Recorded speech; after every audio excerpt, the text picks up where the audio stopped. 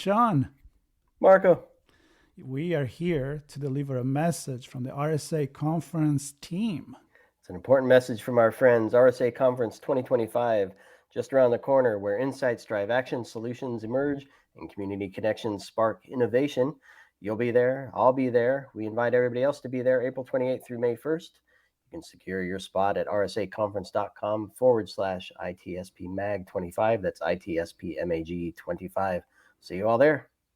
I'll be there. See you there. All right. I can hear us. We're rolling. You ready rolling? I'm going to drop this. You sure you're rolling, Sean? I think we're rolling. See? Here we are. Wouldn't be the first time that we record an I was interview. just talking about that earlier. It doesn't go. And then we have to do it again, but she doesn't have time. We don't have time to do that. We're gonna have a good old chat with Amanda. Amanda, how are you? I'm doing very well today. How are you today, Sean? Very good. It's been a fabulous day, fabulous few days Good. in Orlando, Zero Trust World. And I have to be honest, it's no secret for people who've heard my show before. You have the best role, in my opinion. Solution engineers, system engineers, solution architects, whatever the term is that organizations have for it, you get to see all the cool stuff. I do. I get to not only see all the cool stuff, but I get to work with some really awesome people, both of our partners as well as our support teams internally. So it's a really fun position to have as well. Yeah, and I have to say, I'm here to cover the event, and I talked to many people, and I've spoke to way too many people to actually believe that it's true, that they really feel that ThreatLocker is a human company. We love, and many hope it stays like that. So I'm sure that's part of your job to make a human for that. So tell me about that relationship. Yes, absolutely. So when somebody that's never used ThreatLocker before first wants to engage with us, when they get a demo, they're assigned a solution engineer. That's their technical point of contact through the life of that engagement. Whether I just want to see it, I don't want to touch it yet, or I want to touch it, I want to implement, I want to onboard, I'm in love with it, and I'm going to move forward with you. We're stuck. I like to say they're stuck with me at that point forward, right?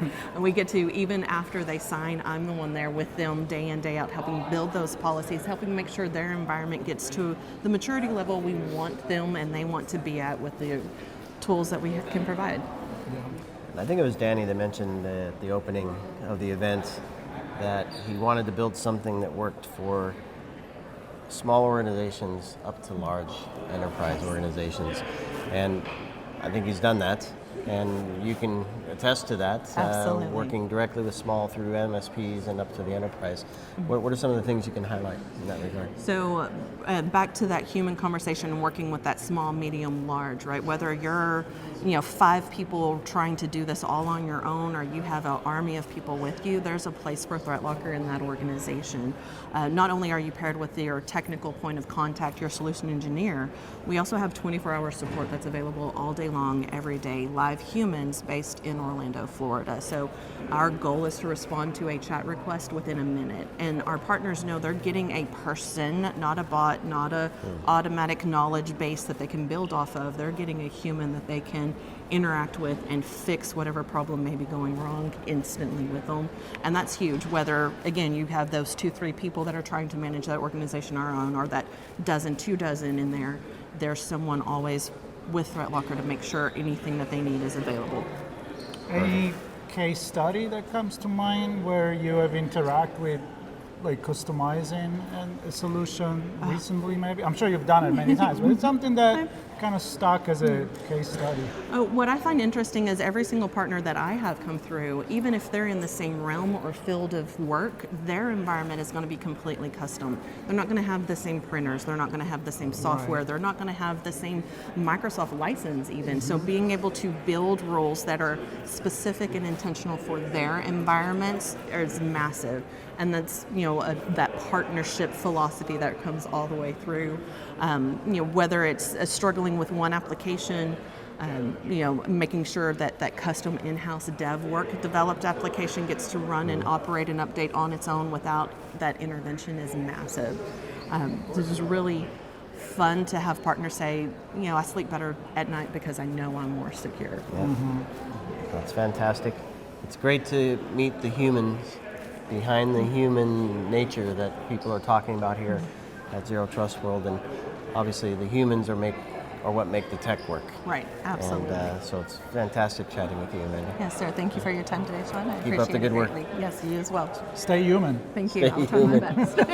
Thank you.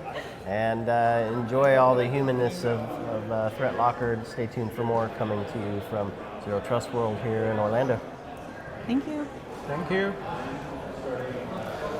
All righty. Okay. Sean, Marco. we are here to deliver a message from the RSA conference team. It's an important message from our friends. RSA Conference 2025, just around the corner, where insights drive action, solutions emerge, and community connections spark innovation. You'll be there. I'll be there. We invite everybody else to be there April 28th through May 1st. You can secure your spot at rsaconference.com/ITSPMAG25. That's ITSPMAG25. See you all there. I'll be there. See you there.